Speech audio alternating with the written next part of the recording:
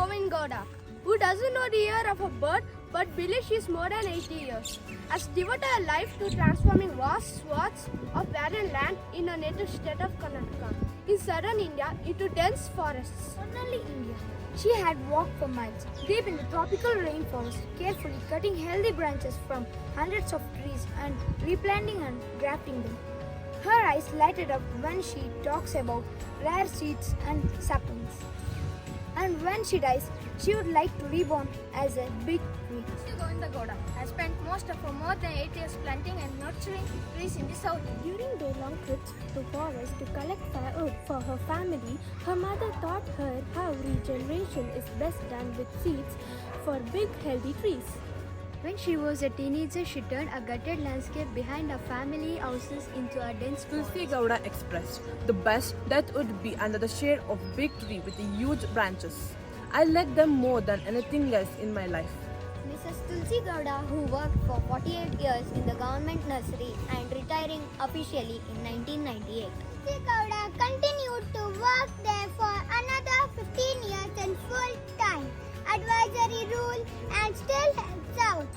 Since her childhood, she spoke to trees like a mother who speaks to her infant children, Sharing her immense knowledge of local trees.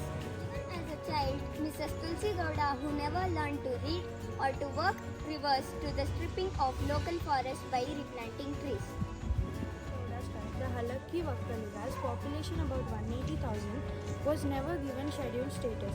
Members of her tribes who have occupied the vast tropical forests of the western mountains in the state for centuries have been agitating for such recognition since 2006. There are 700 or so tribal groups which have the population of 104 million according to the last completed census in 2000. Of those groups, more than 600 communities are scheduled tribes, which means they get certain government benefits including preference in educational institutions and government jobs.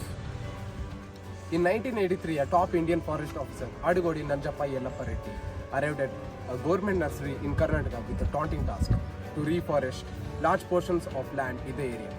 On his first day of work under a sweltering sun, he met Mrs. Gowda, who worked at the nursery. She was separating small stones from soil and meticulously planting seeds and saplings. Over the years, she has received around a dozen prizes for her pioneering conservation work, but the most prestigious came last year when the government recognized her efforts and her vast knowledge of forest ecosystems with the Padma Shri Award, one of the country's highest civilian honors. Tulsi Gowda walked barefoot to receive her medal for the Padma Shri Award in Rashtrapati Bhavan, the official residence of the President in New Delhi.